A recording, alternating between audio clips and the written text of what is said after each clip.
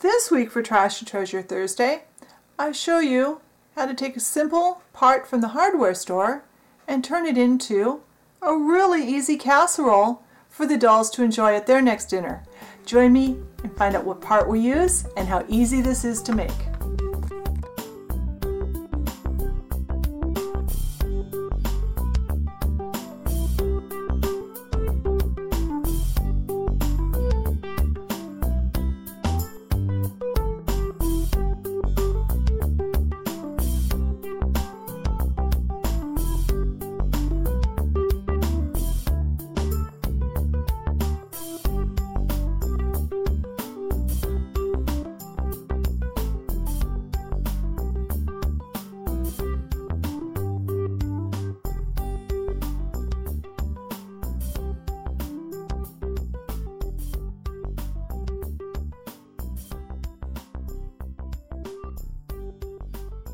Well, first let's look at what I'm using for the casserole dish. Now this is plastic, so we're not going to bake with it. We're going to actually glue in baked clay.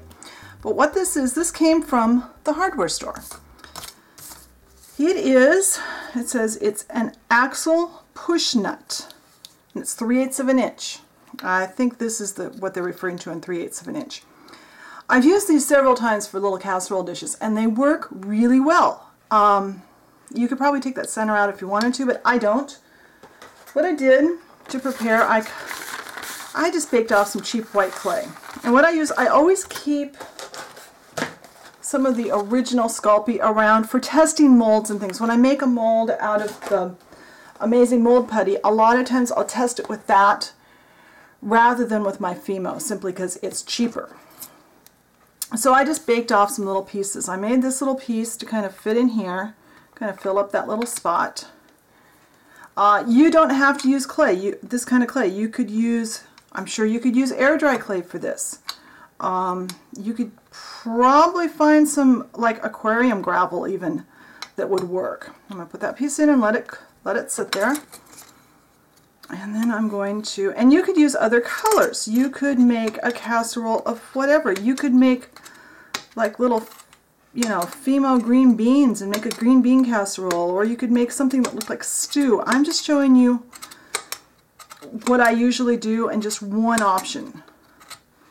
If you want this to look more realistic, be better probably to use some translucent clay in with your white to make better looking potatoes, but just to make this quick and easy, I'm just doing this. And I'm just slicing. This is pre-baked. But anything, you know, you can make any kind of casserole you desire.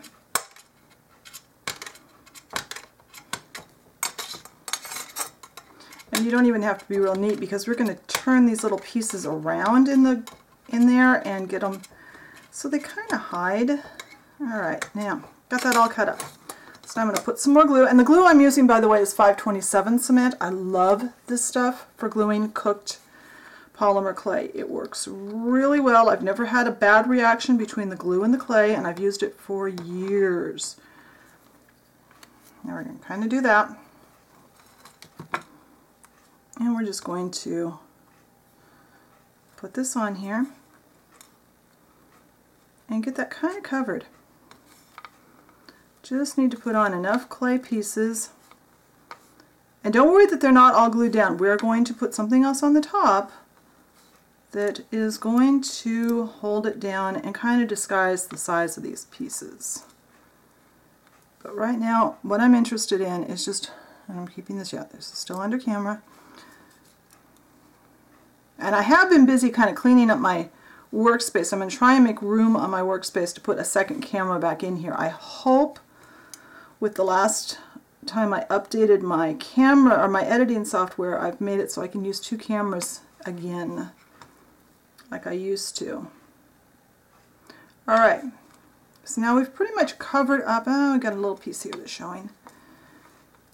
Of course, if you're not doing a video, you can, you know, work with it, get it right where you want it. And then I've got amber glass stain. And yes, Michael's does still have this at my Michael's.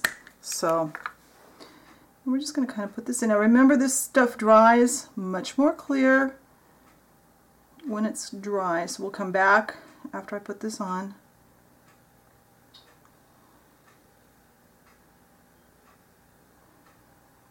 Now I'm going to get a toothpick out of my drawer.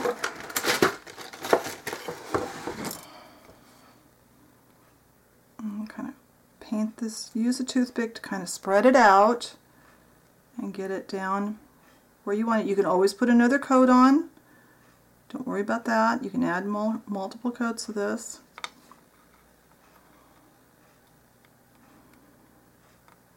What I like to do, after I make sure I've got everything coated on the top,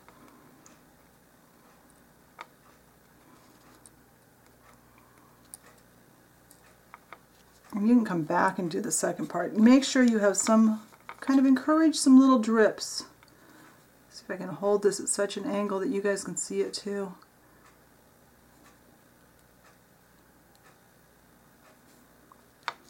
And I will let this dry, and when this is dry, I'll come back and we'll see how it looks. Alright, so this is all dry now. And see, it looks like, let's see if I can get a little closer. Oops, come on, focus. Focus. There we go. It looks a lot like scalloped potatoes or whatever else you want it to be. So it's an easy way to make just a quick and easy casserole to put on the table in the dollhouse. You saw this took no time at all.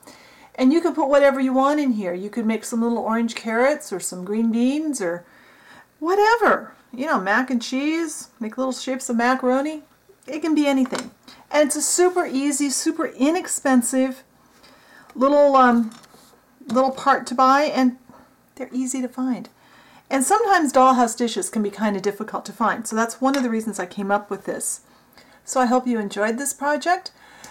Check the blog post, find us on Facebook, and come back next week and see what we do then.